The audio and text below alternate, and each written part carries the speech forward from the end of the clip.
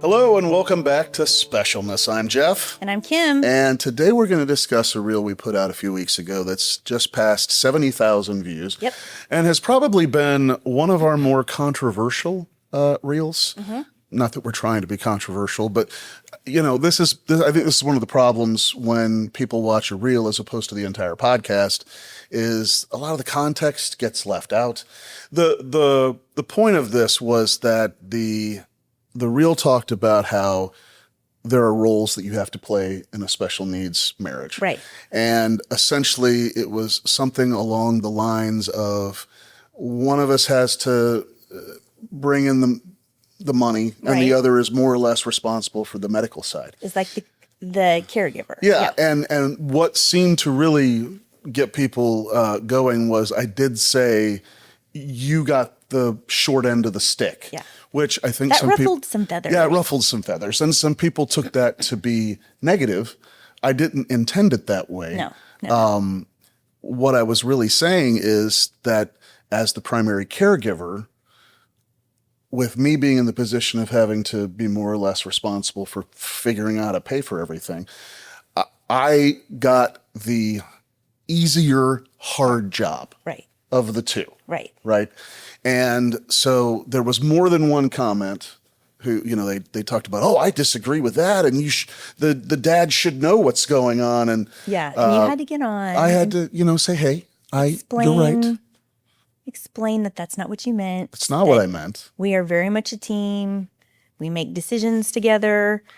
I think the point of it is one of us is going to 9.5 out of 10 medical appointments. Right. Yeah. And the other one, when they do go, they're having to text the other one and say, now, what am I supposed to ask? And who am I supposed to talk to? Yeah. And they said this word. Is that right? You know, the reality is, for me, you go to a doctor's appointment, whether it's a new doctor or a checkup with a previous doctor, there's a good chance I haven't ever met the doctor, right? Second, I'm getting, no fault of anybody, but I'm getting secondhand information, right? You are just telling me what you recall from that appointment.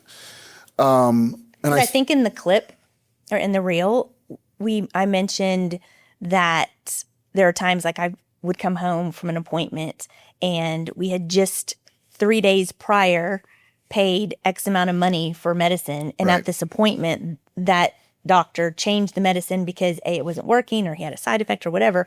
And so I say, oh, by the way, this new med's going to be $280, I think is what I said.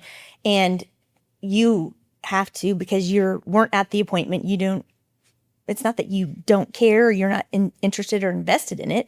You just weren't at the appointment. So I have to be the one to say, okay, sorry that we had to pay $600 last week for this medicine. Now it's a $280 medicine.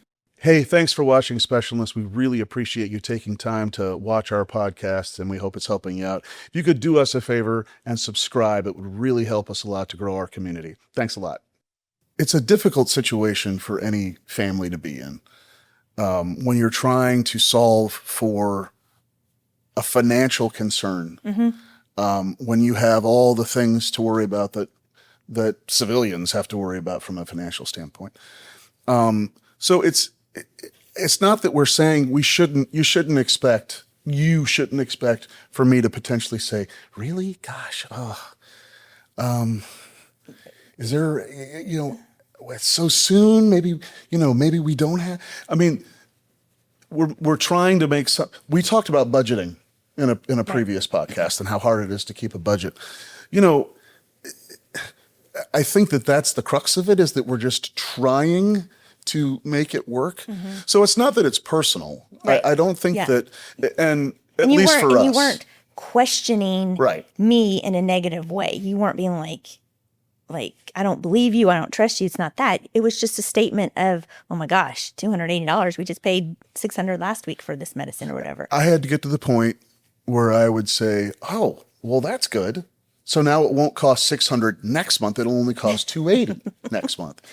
There were plenty of people, and this all overlaps, right? We've talked about the strain it puts on a marriage, the strain it puts on a budget. This all ties to those things. Right. And there were people who made comments about how their ex, in most cases, they didn't want to or didn't take seriously enough what was being said secondhand to or not interested at all Right. in it. And it's Yeah. like, well, that's your job. Yeah. Like, you deal with that. and that's a terrible situation to be in for a parent when the other parent is detached or has their own opinions. And I think that and this is probably a completely different topic, but I think early on, when you are still trying to figure out, in our case, when you don't know the full extent of what your child's maladies Diagnosis, are. yeah.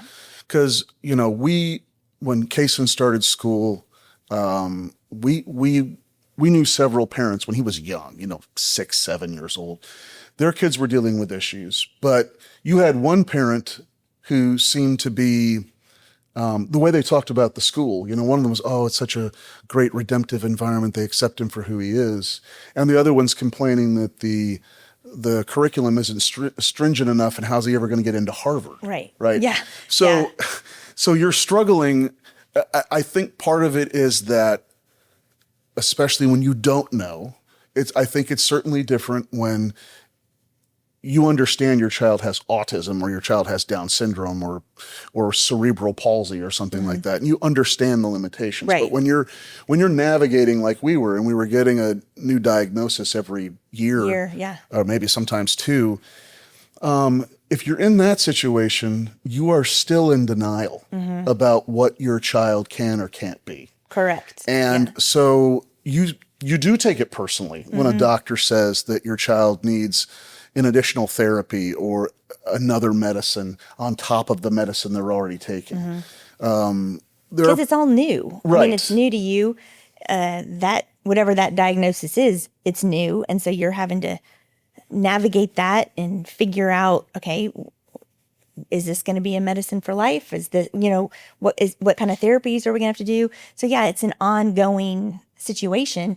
And getting back to the conversation on roles, for us, before we even had kids, we kind of knew, we'd already discussed that I was going to be a stay-at-home mom. Like, that's just what we were going to do. You were going to be the sole breadwinner. And we should point out that was what you wanted. Right. And I wanted to support that. This didn't have anything to do with, we wanted these traditional roles or something like that. I grew up, my mom was a Yeah. stay-at-home mom, and that's what I knew. And I that's what I wanted. Yeah. I had just really wanted to have that experience, and we were fortunate enough that we were able to do that. Right. But the role of being a stay-at-home mom changed for us, and I think everyone that has a special needs child, it changes because in a typical family, and I'm just talking stay-at-home moms, or actually not just stay-at-home moms. I would say anyone that is more of the caretaker role. You can work part-time or work full-time, but still is more of that caretaker role. And what you're saying is that it's not like these roles that we talked about are unique to special needs families. In general, families tend to have, one of the parents takes a certain role and the other takes a certain role. Right. But in a neurotypical family, that more caretaker type role gets lessened as the children grow, because they become more self-sufficient. Right. The children become more self-sufficient and they can do things for themselves. They can start to drive. You're not having to pick them up and take them to school, those kind of things. So that caretaker role, kind of starts to shrink. And then if that caretaker wanted to go back and get a full-time job, or wanted to volunteer, or wanted to do what their life passion was, those neurotypical children have grown up and moved on. But in our situation, in other special needs family situation, that caretaker role actually, in my opinion, gets harder.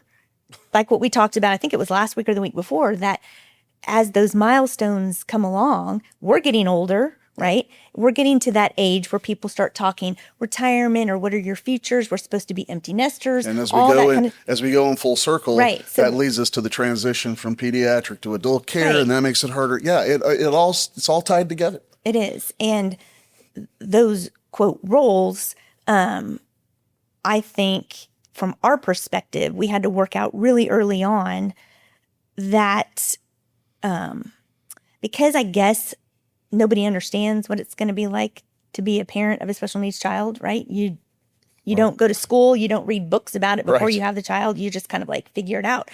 And for us, knowing what my role was going to be, I was going to be the sole caretaker, and you were going to be the sole breadwinner. I had the typical housewife jobs, but on top of that, I had all of the therapies for Kaysen. I had all the doctor's appointments.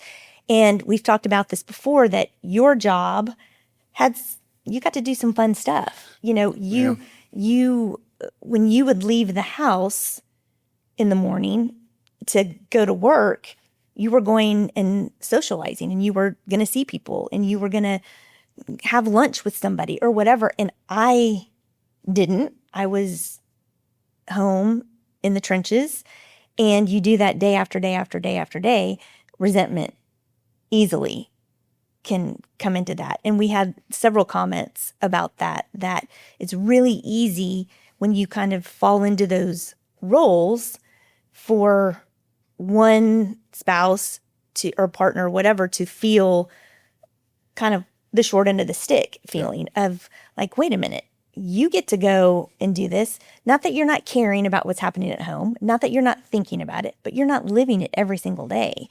And that causes major burnout from the caregiver's perspective. And so we had to figure that out really early on of like, And I would even point out, because that resentment is already brewing, if you ask a question about, oh, it's another $280, and you do not intend, to offend, you probably are. right. Because that's going to come across as that I am questioning you, not necessarily the doctor. I am questioning you because that's your job. Right. And that's the tricky dance we have to work our way through. Yeah, because I remember having conversations early on, years and years ago, when you might say, why does he need this therapy? Not being rude about it, not doing anything. You're just curious. Why do we need this therapy? And I remember specifically one time looking at you and going, why do you make a X, Y, and Z decision for your business? Why do you do that? And you kind of, oh, yeah, you're right. Like, I don't question what you do, business decisions. I mean, yes, we talk about business decisions. I'm not saying we don't. It's complete separate. But I was like, you have to trust me and trust what these doctors are saying, just like I trust you with your business decisions on a day-to-day basis. Not, like I said, not that we don't talk in general, and we're not a team and all that kind of stuff. But we had to get over that really quick so we didn't brew this resentment to a point of where a marriage can fail. And I think that goes back to, because I'm pretty sure that reel was pulled from a podcast that we had done about marriage.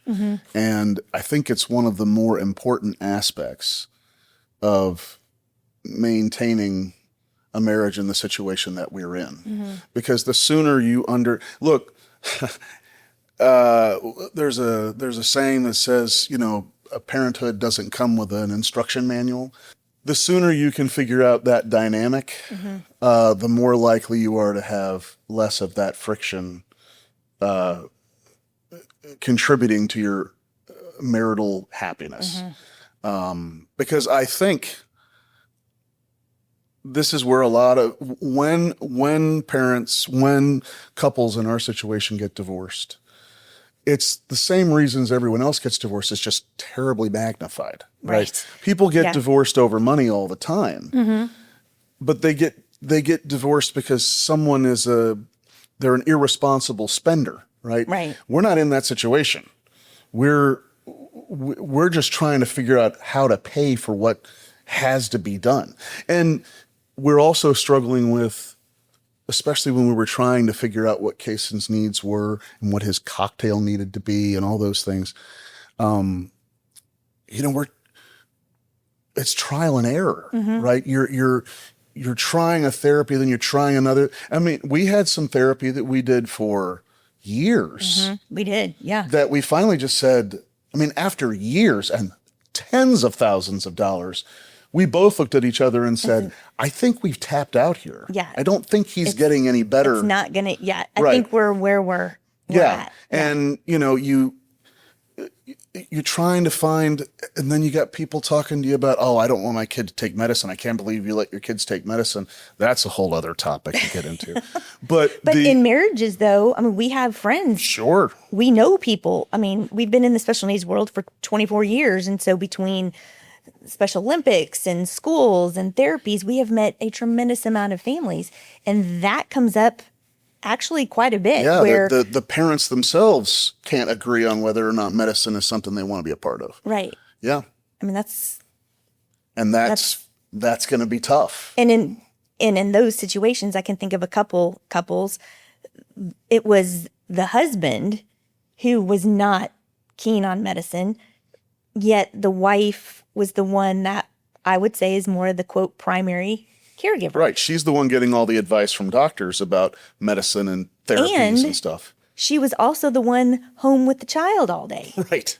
She's the one that sees the behavior. Not that the dad doesn't at night, not that the dad doesn't see it on the weekends, but her everyday life is watching the child's behavior and what they're doing, what they're not doing, what's happening at school, because as most of the time, the primary caregiver, you're the one that gets the phone calls from the school. Right.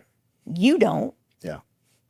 And so I'm the one that has to relay. There are so many circumstances under which this butting of the heads can happen. And, the sooner you can come to an acceptance of what you're dealing with, the better it will be. Because these are all touchy situations in normal marriages. Money, kids, perception, all these things are things that everyone worries about to some degree. And so they're probably uncomfortable conversations to begin with, depending on the dynamic of your marriage. Right. So it's just a hint to the wise to just say the sooner you can accept what you're dealing with, the easier it's going to be emotionally. Right. You're still going to have the other difficulties, absolutely. And look, the other thing that I think has to be said, because we were in the situation from time to time where we could not do something that was recommended because we were just tapped out, and I know people have to deal with that. I know that, making it all work financially is very hard when you don't know what's coming next. And that was where we talked about budgeting and how you can't have a budget.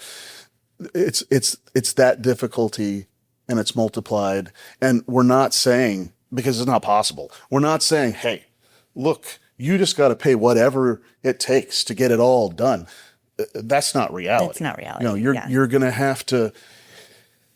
It definitely is easier if you have the financial resources to trial and error your way through things. But if you don't, it's hard. You're going to have to talk about what is the best solution of our options we have, because we only have X dollars and we got 5 options, and how are we going to do this? Right. And going back to if you were dual income prior to having kids, and the plan was to stay dual income, and then that changes. You end up having a special needs child, and somebody has to be home with this child.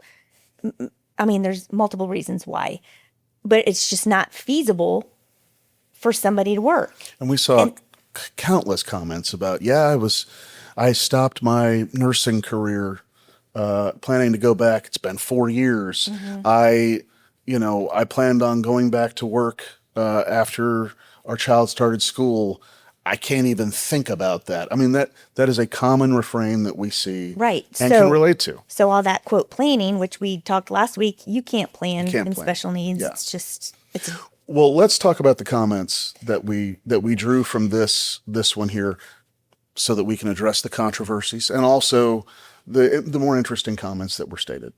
yeah. Well, before we get into that, I was going to say that it goes with the comments that some people and people we know, their roles are different in the sense that, like, for one, the husband is a doctor and they have a son that's autistic, and the mom is a stay-at-home mom, but that dad, their roles are...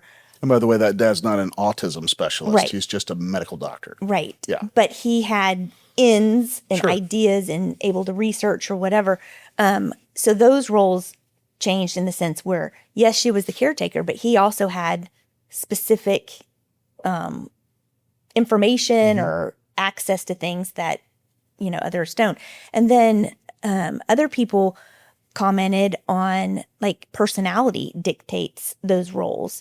And one of the examples somebody had mentioned was, like, my husband can be very assertive. So he decided early on, look, I'm going to be the one to handle the insurance company. I'm going to be the one to yell at the IEP team and be like, no, we need more. This isn't unacceptable.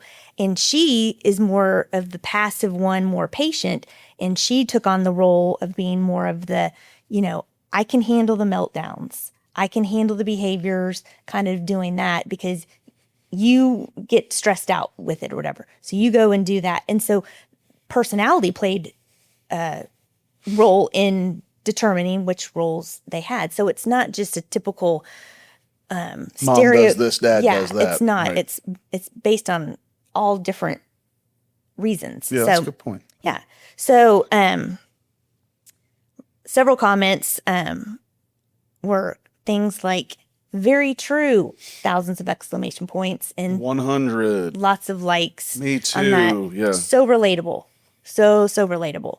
That just goes to show how many people in the special needs world lives our life, Right. Really. This one said, this is why so many marriages don't survive. And she was in response to the fact of what we were talking about a few minutes ago of, when that husband or mother or whatever it is doesn't, I don't know if trust is the word, but they don't accept what They're being told. Yeah. Lack of communication. I don't know exactly. I mean, it could be a multitude of different reasons why. Yeah. But if those roles, I think we had responded, basically saying, yeah, we can totally see that, because if those roles are not clearly defined and you guys are flying by the seat of your pants, who's going to make this decision? Who's going to make this decision? Yes, come together and communicate and stuff, but resentment. Yeah, and I think, unfortunately, that kind of plays back to. I mean, if those problems are asserting themselves, there's a good chance that isn't just about that you're dealing with a special needs child. There may be something else going on in your marriage. The reality is, I think whoever the breadwinner is, and we know some people where the wife is the primary breadwinner, Right. And the dad is the stay-at-home, right. The caretaker. caretaker. Whoever the primary breadwinner is, if you choose to hear what's being said to you by the caregiver who has attended a doctor's appointment, if you're choosing to hear that is the opinion of the caregiver, that's the first problem you've got, because the caregiver most likely is just telling you what the doctor said. Right. Now they may have their own opinion, but it's probably strongly influenced by what the doctor said anyway. I can't recall a whole lot of doctor's appointments where the opinion that you brought home you had a problem with. You had a problem with bedside manner or the way they treated Kaysen or whatever. But, Right, but if not- they said, hey, I think you would benefit from this, you rarely came home and said, well, they suggest this, but I don't think that'll work. Right. No. And it's one thing to ask for, seek a second opinion. That's more time. But I understand that too. But I do think that you just, as frustrating as it is, whether it's about money, whether it's about your pride, because you had visions of your son playing quarterback on the high school football team or going to Harvard or whatever it is, and you're just having a hard time accepting that there's something wrong with your child that you don't want to be wrong with your child. That's, in a lot of ways, that's a personal hang up and not a marital hang up. Right. But it can, in fact, it can affect Your marriage. Yeah. If And somebody stays in denial for too long, and doesn't want to work together to be like, because everybody is in denial at some point. They're Yes. Like, really, is this going to be our life? I mean, is this going to be the child's life? to the point we talked about with the percentage of people who get divorced, and every family that we have known where they didn't agree, they're divorced.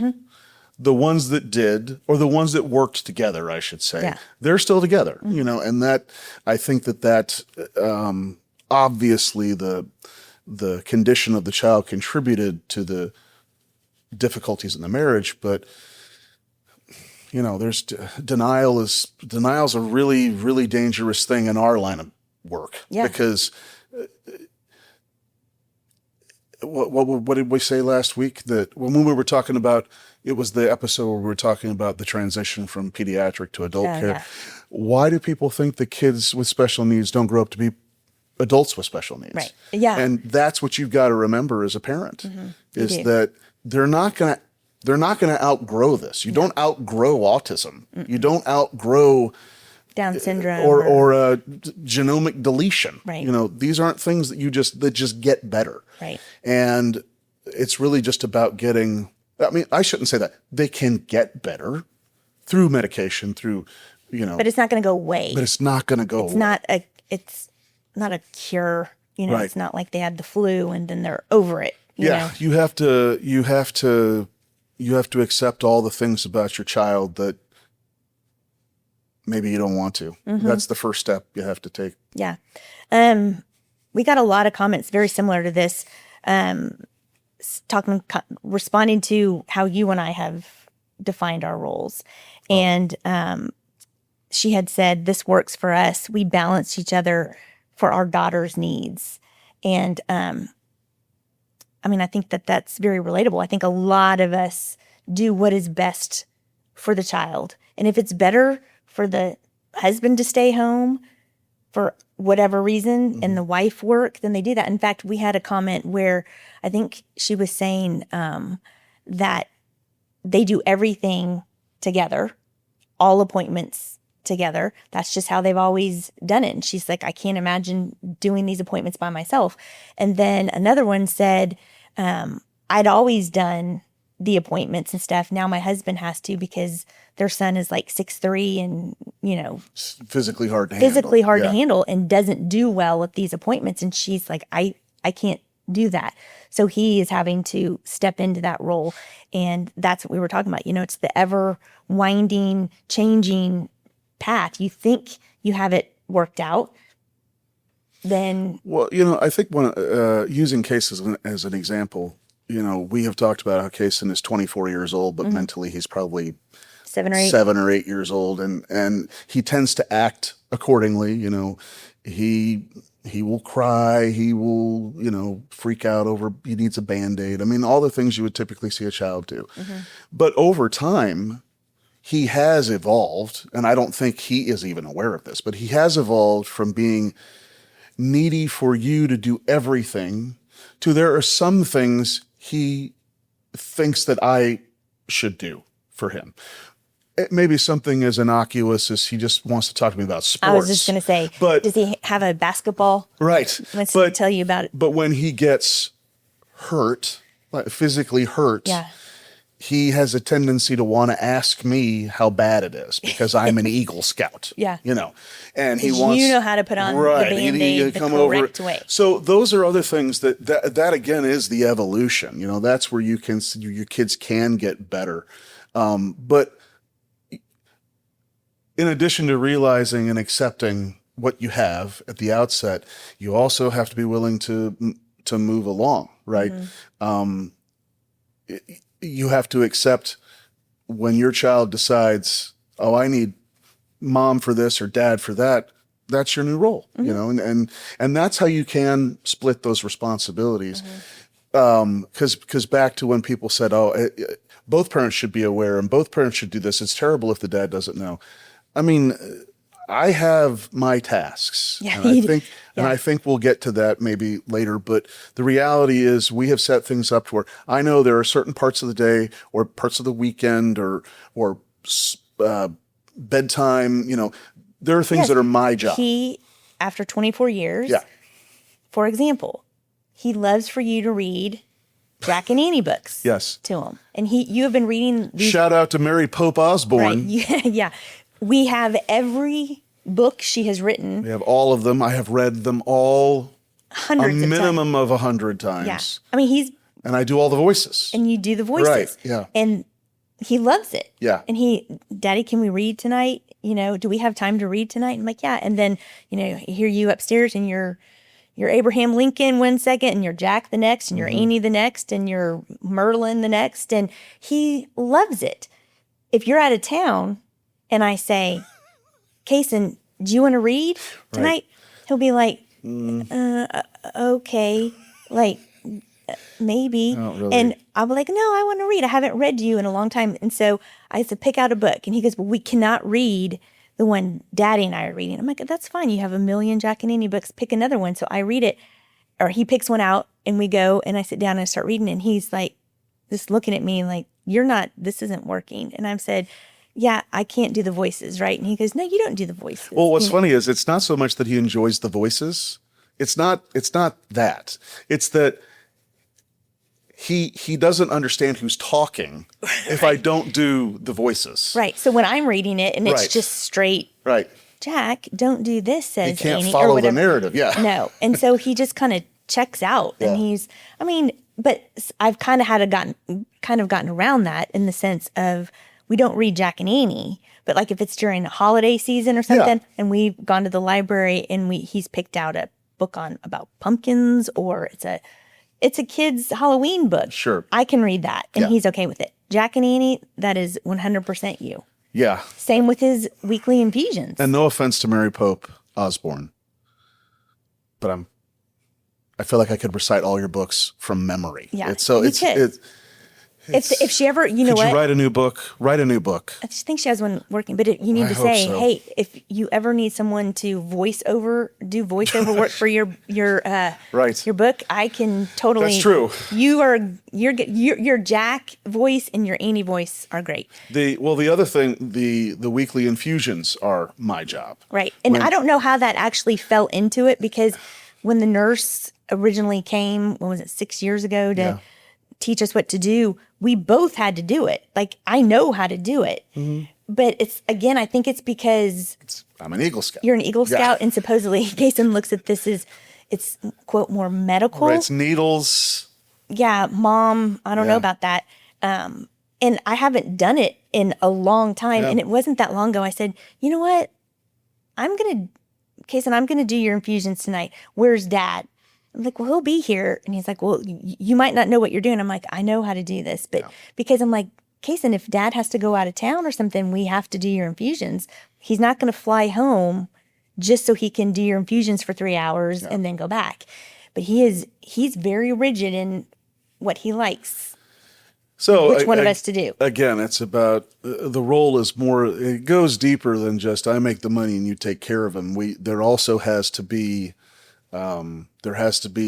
understood breaks for the primary caregiver, in which I'm going to step in. I mean, one of your favorite lines is "I'm off the clock." Yeah. You know. Yeah. And I have to and You have to do a quick transition from yeah. being. And look, I'll be honest. The first time you said that, I took it a little personally. Yeah, you did. Because it was like you were saying. What I didn't hear was I'm up to my I've had it. What I heard was you don't do anything, so you're going to do this. And again, that's because it's early on, and Well, you're maybe trying to figure it out. Maybe that was a little bit of a resentment statement. It probably was. Yeah. You today, I've been beaten up all day. Yeah. You haven't. You've been able to go to the bathroom when you want to go to the bathroom. I haven't. So Something when you walked take in, for granted, you do. is being able to go to the bathroom That's right. when you want to go And to the so bathroom. maybe early on when I said I'm off the clock, I seriously meant it. Like, I'm done. But I don't take it personally anymore. No. Right. No, because when he broke his ankle last August and I was thrown back into Yes. the early taking care of Kaysen, and it was a beating and his medicines were all lowered, so he was aggressive again, and it was that whole situation. Oh, those resentment feelings come right back because you would get up in the morning and leave. Yeah. And I'm stuck at home. Literally, this time I'm stuck. I can't take him anywhere, Mm-hmm. Yeah, and you get home and I'm like, bye. I'm going upstairs. Yeah. I'm taking a vacation upstairs. Yeah, I'm gonna go watch some mindless TV, and I'm done. Don't ask me to come down and help you do something. Jokingly, obviously I would, but yeah. So the roles are always evolving, and it has to be. You have to play zone defense. You can't expect somebody to play man to man for 90% of the day. No, you just can't do it. No, but this comment, I think a lot of people related to, and I can't see. I need to put my glasses on. Okay. She said, it's hard for one person to do, so we do it together. I do more as I work part-time and he works full-time. I carry most of the emotional and invisible load.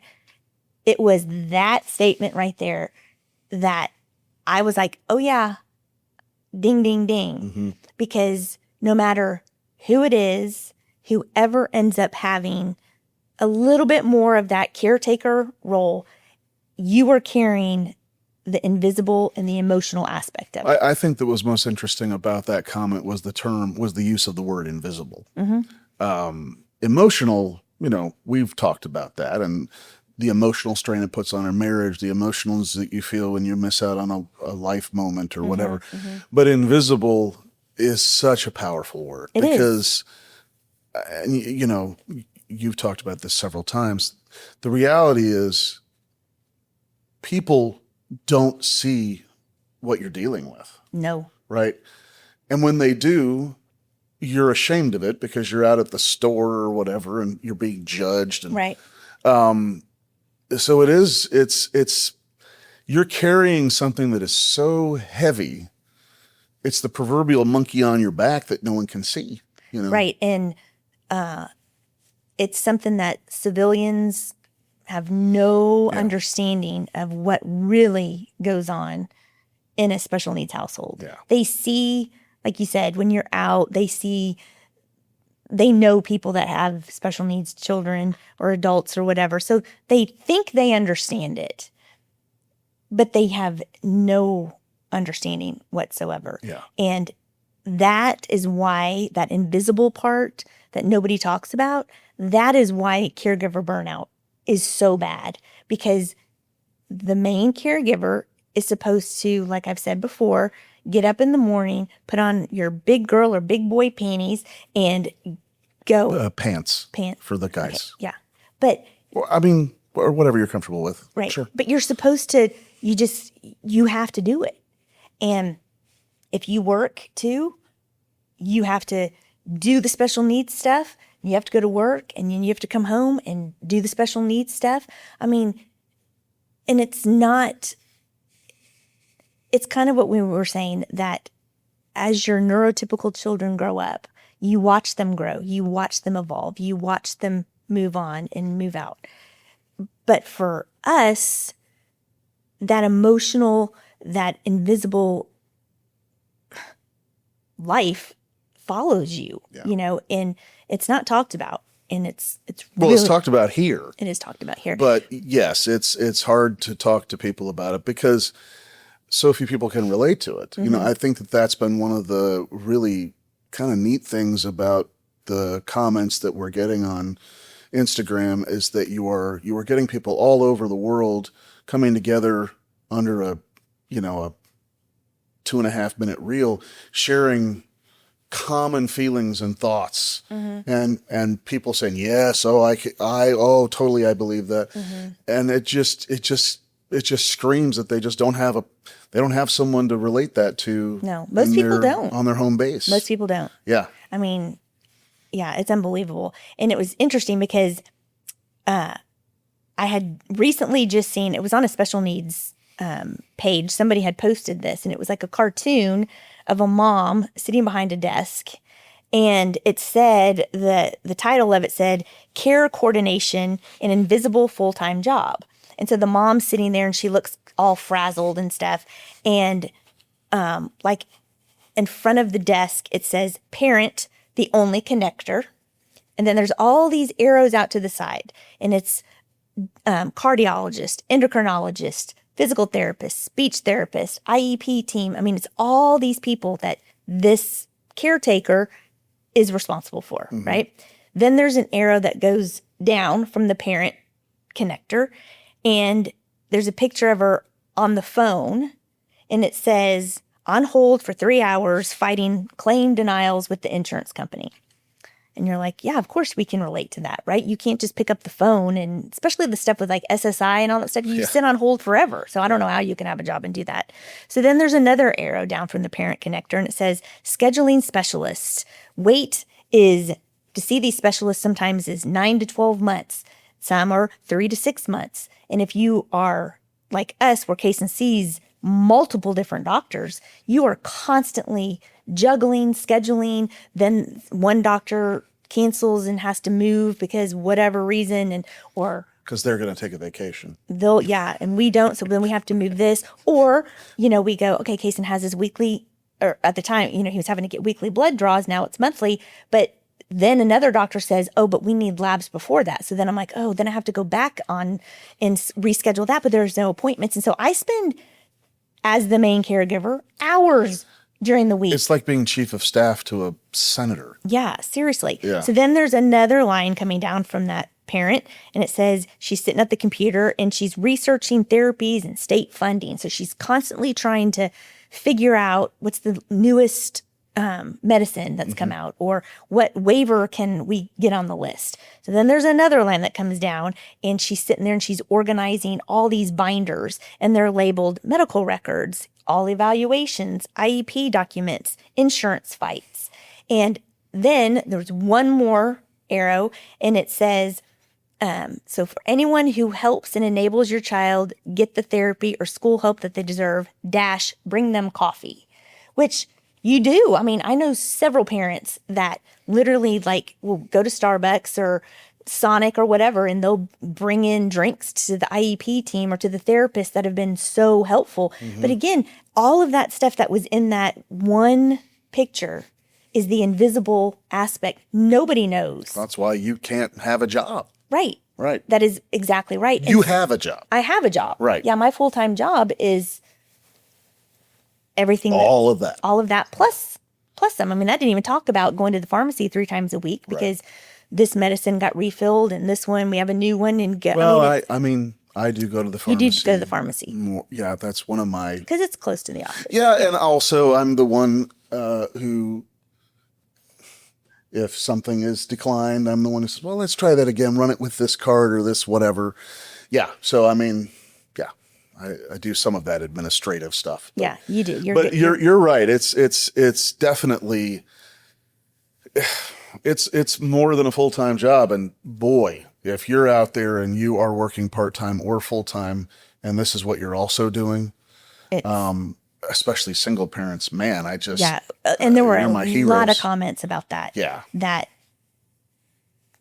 single parents commented and said, "Yeah, I do it all." And that's as we're just continuing to try and develop resources for everybody and community and a community here, there is so much emotional need here. It's it's honestly, it's not about nearly as much about how, advice we can give each other on, what medicines work for you or whatever. It's really just, can I talk to somebody? Can I leave a comment that says, hey, does That's my anyone else? life. Yeah. This is my yeah, life too. Like Yeah. your story is my story. Yeah. It's hard, and then another one says, we share the load, but mentally I'm the parent who does the scheduling, does the managing. And I think that's the part that the main caregiver really doesn't get to express. We're just, talking about feelings and stuff, is that emotional, mental burden besides the monkey on your back. It is a constant. Well, that's the hardest burden to share. Yeah. Because you're both worried about your role and how it's providing. You're worried about the other one, hopefully, so it's the one aspect of the burden that you can't lessen. Right. You can lessen the physical burden because I can occasionally go to a doctor's appointment, or I can come home and take over at the end of the day or whatever. So you can reduce that, but reducing the mental load I haven't figured that out yet. I haven't figured out how to.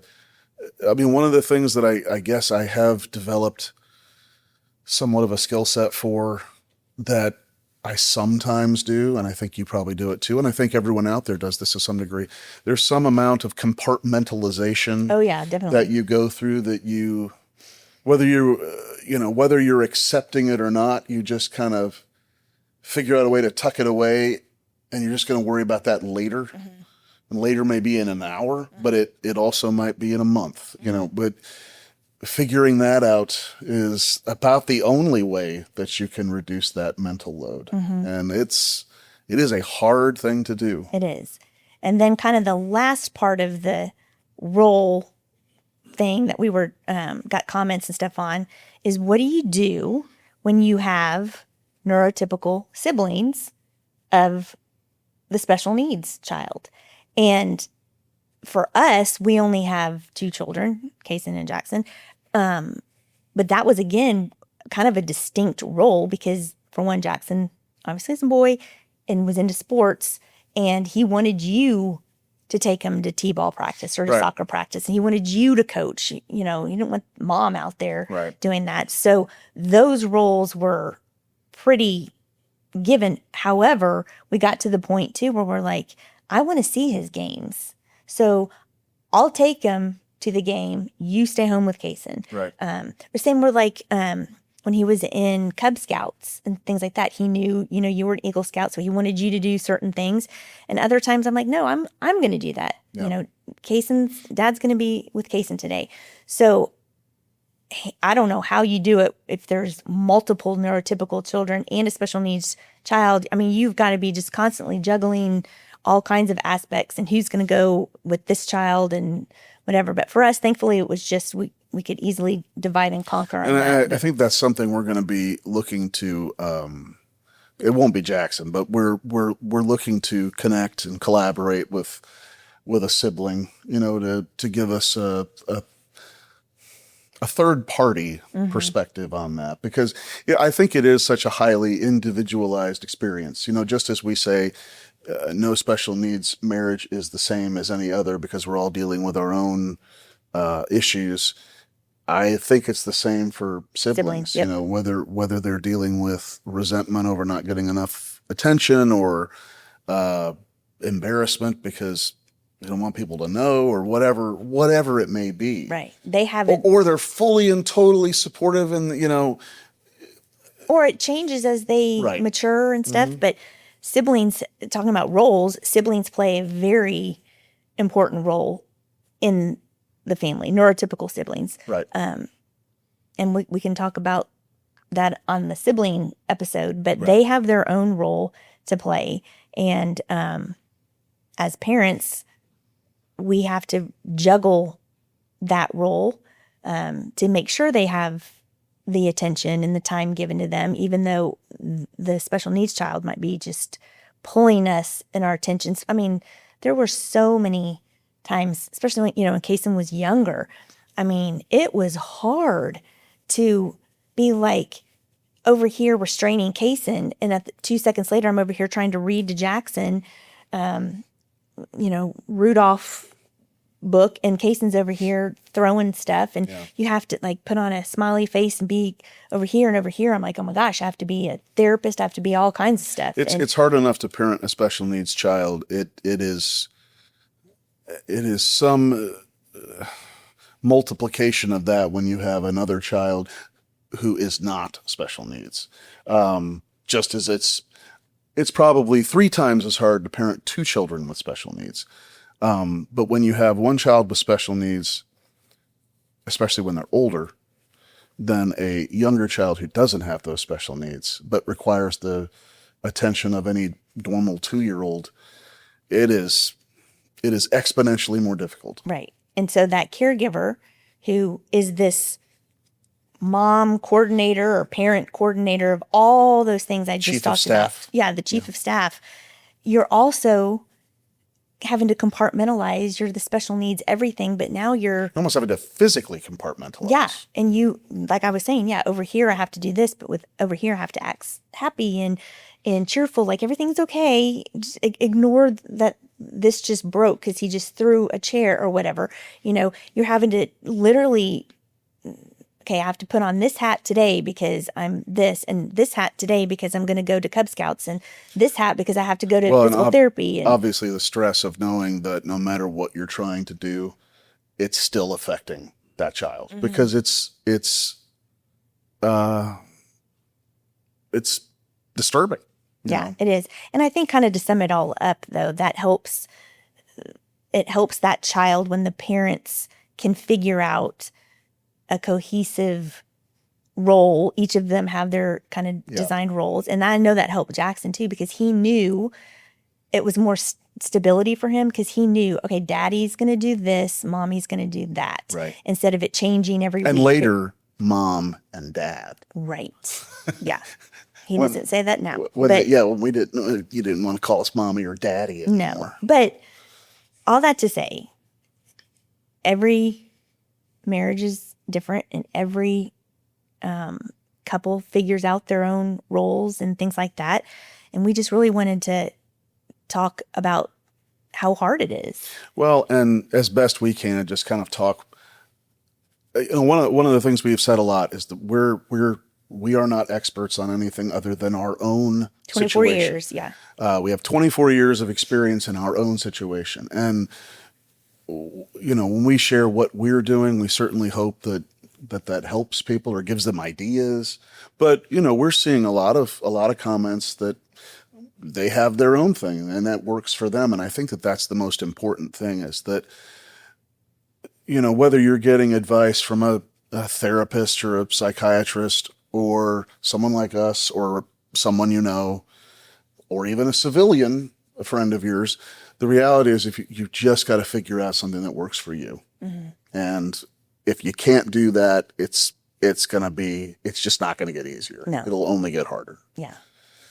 Well, certainly want to thank everybody for participating. This was a very spirited discussion, lots of comments, and I'm still getting You are. I'm still getting comments about how unplugged I am and how that's terrible. And you have to go. Right, to everyone I say, okay, now hold on. So, keep them coming. The thing that I will say is that next week, we're going to be bringing our first guest on to the podcast. Julie Erman will be joining us. For those of you, I'm sure many of you know who Julie is. Julie was featured in People magazine a couple of years ago. She is a ardent supporter and advocate for the special needs community.